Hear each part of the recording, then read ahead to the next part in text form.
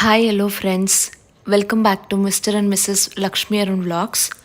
ಹೇಗಿದ್ದೀರಿ ಎಲ್ಲರೂ? ನಾವು ಚೆನ್ನಾಗಿದ್ದೀವಿ, ನೀವು ಕೂಡ ತುಂಬಾ ಚೆನ್ನಾಗಿದ್ದೀರಿ ಅಂತ ಭಾವಿಸ್ತೀನಿ. ಇದು ಒಂದು ಇನ್ಫಾರ್ಮೇಟಿವ್ ವ್ಲಾಗ್ ಆಗಿರುತ್ತೆ.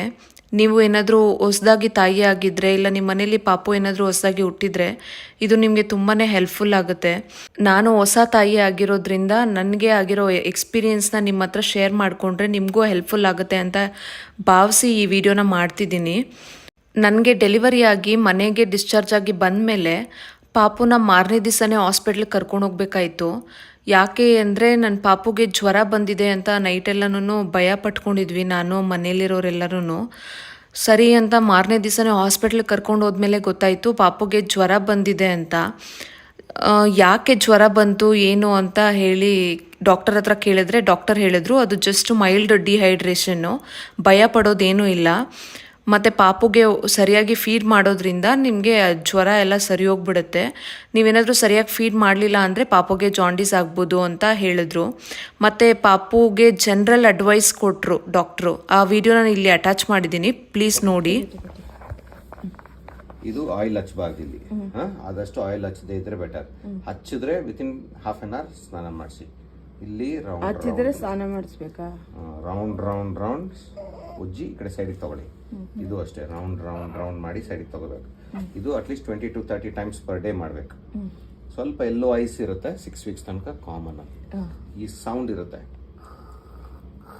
ಆ ಸೌಂಡು ಹಾಲು ಗೊರಕೆ, ಅದು 10 months ತನಕ ನಾರ್ಮಲ್. ಅದು ಮೂಗು ಕಿವಿ ಕ್ಲೀನ್ ಮಾಡೋದಕ್ಕೆ ಬಟ್ಟೆ ಯೂಸ್ ಮಾಡ್ಕೊಳ್ಳಿ. ಇಯರ್ ಪಡ್ಸ್ ಯೂಸ್ ಮಾಡಬಾರ್ದು. ಬಾಯಲ್ಲಿ ಬೆಟ್ಟಿಟ್ಟು ಕ್ಲೀನ್ ಮಾಡೋದೆಲ್ಲ ಬೇಡ. ಇದು ಬ್ರಷ್ ಬಡ್ಸ್ ಮುಟ್ಟಬಾರ್ದು. ಇದು ಯಾರೋ ಮುಟ್ಟಿದಾರೆ ನೋಡಿ, ಆಗ್ಲೇ ಹಿಂಡೋದು ಎಲ್ಲ ಮಾಡ್ತಾ ಇದ್ದಾರೆ. ಮಾಡಬಾರ್ದು. ಇದು ಸ್ವಲ್ಪ ಗಟ್ಟಿ ಆಗುತ್ತೆ ಎದೆಗುಳ್ಳೆ, ತಲೆ ಕೆಡ್ಸ್ಕೋಬೇಡಿ. That is because of the hormones in your breast milk. It will become normal within 6 weeks. ಇದು ಬಿದ್ದೋಗತ್ತೆ ಈಗ 8th day. ಇದಕ್ಕೆ ಸಾಲ್ಟ್, ಟೇಬಲ್ ಸಾಲ್ಟ್ ಅಷ್ಟೇ ಸ್ಪ್ರಿಂಕಲ್ ಮಾಡ್ಬೇಕು. ಒಂದು ಚಿಟಿಕೆ ತಗೊಂಡು ಹಾಕೋದು ಅದರೊಳಗೆ. ಇದಕ್ಕಲ್ಲ, ಬಿದ್ದ ಮೇಲೆ ಇದಕ್ಕಲ್ಲ, ಬಿಸಾಕಿದು ಒಳಗಡೆ ಹಿಂಗೆ ಎತ್ತು ಸ್ಪ್ರಿಂಕಲ್ ಮಾಡಬೇಕು. ದಿನಕ್ಕೆ 3 to 4 times ಮಾಡ್ಬೋದು. 5 to 6 days ಹಾಕ್ಬೋದು. ಓಕೆ. ಸ್ವಲ್ಪ ಇದನ್ನ ಸ್ನಾನ ಮಾಡ್ಬೇಕಾದ್ರೆ ಸ್ವಲ್ಪ ಹಿಂದೆ ಮಾಡಿ ಸ್ನಾನ ಮಾಡಿಸಿ, ಈ ಥರ ಅಷ್ಟೇ. ಜಾಸ್ತಿ ಮಾಡಕ್ ಹೋಗ್ಬೇಡಿ, ಸ್ವಲ್ಪ. ಓಕೆ. ಆಮೇಲೆ ಈ ಎಲ್ಲೋ ಐಸ್ ಹೇಳಿದ್ದೀನಿ, ಇದು ಹೇಳಿದ್ದೀನಿ. ಸ್ವಲ್ಪ ವಾಂತಿ ಆಗ್ಬೋದು, ಸ್ವಲ್ಪ ಬಿಕ್ಕಳಿಕೆ ಬರ್ಬೋದು, ಸ್ವಲ್ಪ ಕೆಮ್ಮು ಬರ್ಬೋದು, ಸ್ವಲ್ಪ ಸೀನ್ ಬರ್ಬೋದು. ಇವೆಲ್ಲ ಕಾಮನ್. ಸ್ವಲ್ಪ ಮುಕ್ಕಿ ಒಂದಕ್ಕೆ ಹೋಗುತ್ತೆ, ಮುಕ್ಕಿ ಎರಡಕ್ಕೆ ಹೋಗುತ್ತೆ, ಬುರ್ಬುರ್ ಅಂತ ಗ್ಯಾಸ್ ಹೋಗುತ್ತೆ. ಇವೆಲ್ಲ ಕಾಮನ್, ಗಾಬರಿ ಪಡೋಂಥದ್ದು ಏನೂ ಇಲ್ಲ. ಇಲ್ಲಿ ಬ್ಲ್ಯಾಕ್ ಪ್ಯಾಚಸ್ ಇರುತ್ತೆ, ಇಲ್ಲೂ ಬ್ಲ್ಯಾಕ್ ಪ್ಯಾಚಸ್ ಇರುತ್ತೆ. ಇದು ನಾರ್ಮಲ್. ಓಕೆ, ಅದು ಹೇರ್ಸ್ ನಾರ್ಮಲ್, ಅದೆಲ್ಲ ಇರುತ್ತೆ ಬಿಡಮ್ಮ. ಗಂಡ್ಮಗು ನೀನು ಇವೆಲ್ಲ ಯೋಚನೆ ಮಾಡಬಾರ್ದು. ನಿನ್ನ ಡ್ಯೂಟಿ ಏನಿದ್ರು ಎರಡೇ, ಚೆನ್ನಾಗಿ 2 hours ಒಂದ್ಸರಿ ಹಾಲು ಕುಡಿಸು. Each time 15 minutes minimum. ಅವ್ನು 1 ಗಂಟೆ ಕುಡಿತಾನಂದ್ರು ಹಾಕೋ ಬ್ರೆಸ್ಟ್ ಮೇಲೆ, ತೊಂದರೆ ಇಲ್ಲ. ಅವ್ನು ರೆಡಿ ಇದ್ದಾನೆ, ರೆಡಿ ಇದ್ದಾನೆ ಅವನು.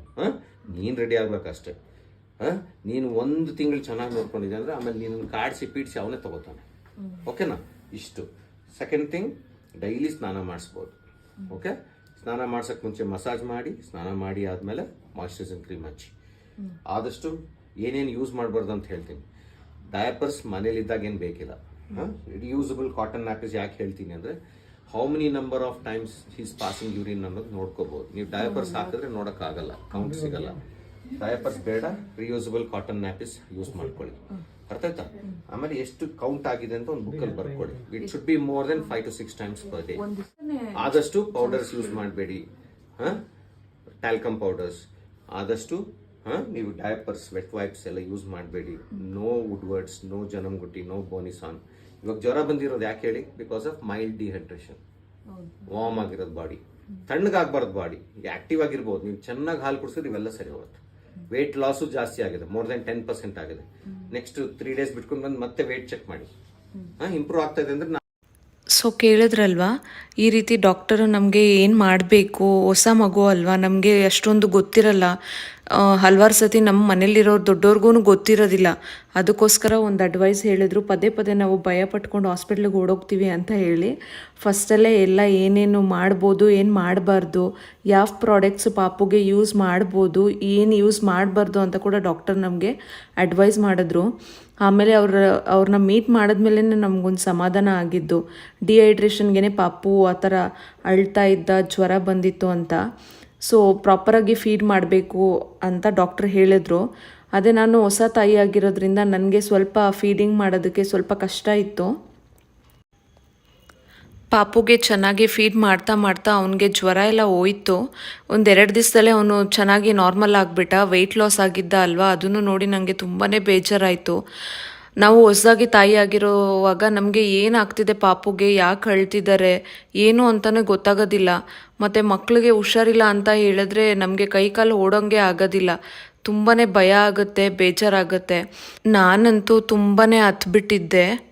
ಅದು ಡೆಲಿವರಿ ಮಾಡ್ಕೊಂಡು ಮನೆಗೆ ಬಂದಿದ್ದು ಫಸ್ಟ್ ದಿವಸನೇ ಪಾಪುಗೆ ಜ್ವರ ಬಂದು ನೆಕ್ಸ್ಟ್ ದಿವಸನೇ ಹಾಸ್ಪಿಟ್ಲಿಗೆ ಕರ್ಕೊಂಡು ಹೋಗ್ಬೇಕಾಯ್ತು ಅಂತ ತುಂಬಾ ಬೇಜಾರಾಯಿತು. ಈ ರೀತಿ ನಿಮಗೂ ಆಗಬಾರ್ದು ಅನ್ನೋ ಒಂದೇ ಕಾರಣಕ್ಕೆ ನಾನು ಈ ವಿಡಿಯೋನ ಮಾಡಿದ್ದೀನಿ.